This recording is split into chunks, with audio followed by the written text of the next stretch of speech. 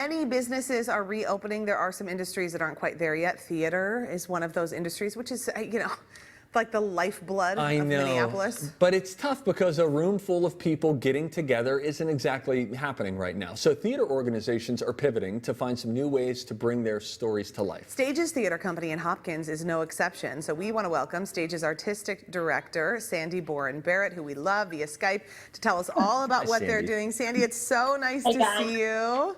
So good to see you virtually. Oh, we're happy that you're smiling. Okay, we want to know about some of these out-of-the-box shows and how you guys have used the last 6 months to say, hey, we're gonna do something a little different.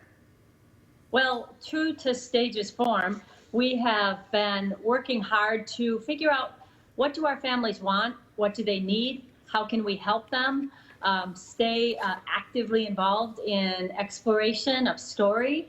And our education team had been doing out-of-the-box summer workshops all summer long. People love them.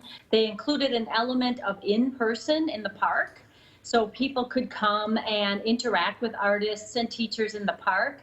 And we took that model and brought it to our production programs. And so we are doing several productions out of the box this fall, which means families literally get a bag or box with crafts, activities, toys, games, books, all tied to the production. And then in their own self-paced time, they get to watch the production that Stages has either invented now, so it's a world premiere, or it's an encore performance that's a favorite, like Spookly. Wow. That is such a fun idea too. So when they're doing that, or within the bag, and we have a couple of the bags here, will they actually interact with some of those things as they see the show? Absolutely. For all the world, the entire Theater for the Very Young experience is steeped in interactive experiences for kids. So they actually, in person, are able to be a part of the actual play.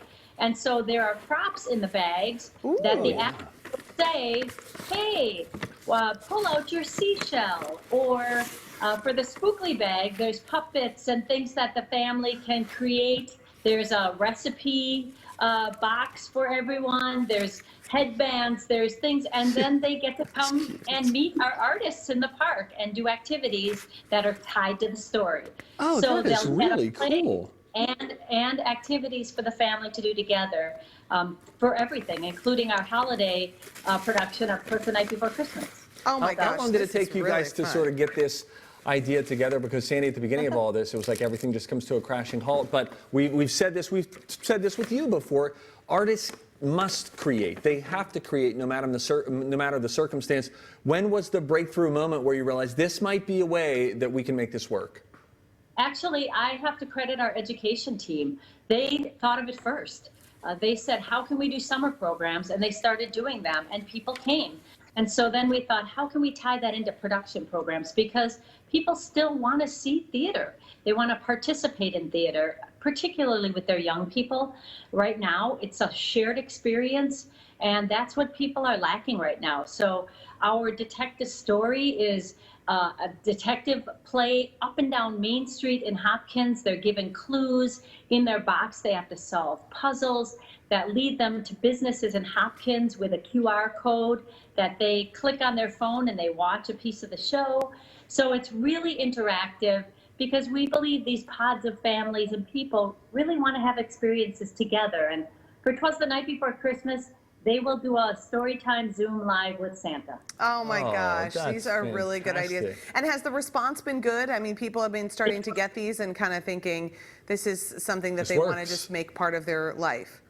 They're really excited by it. I think once they figure out what it is, they're like, whoa, this is so great, because they get to participate with their young people, and I think that's what families are looking for. And for all of the out-of-the-box experiences, that's what it's about. It's about a play, an interactive, an activation, crafts, fun times together as a family. Well, and it's a key. great thing to offer too, to allow people to financially support you during this time, because the reality is, I mean, the nuts and bolts for a lot of theaters, like you still got bills to pay and you don't have people in those seats, and that's a tough spot to be in. So anything you can do to kind of continue to think about revenue has to be helpful. Exactly, and we're doing it in a fun way. We're all having fun doing it. We're learning a little bit more about the medium you guys live in every day, film. but it's really been fun. Good for you guys. Sandy, it's always pleasant to talk with you. You just always have this wonderful demeanor about you. That's going to be one of the things that carries stages through all of this. We can't wait until we get to the other end, but hey, this is a lot of fun. I Look at know. this. I mean, it's just all sorts of stuff All these little things. for your kids I know. I can't wait to look forward to go through. This more. This is Okay, great. so All the World opens on Wednesday at Stages Theater Company in Hopkins. It will run through October 11th. We've got a link for you to purchase a package for the show. You can go to TwinCitiesLive.com. Click on Fun. That could be a very fun surprise for the kids For in your sure. life. Let's do it. Next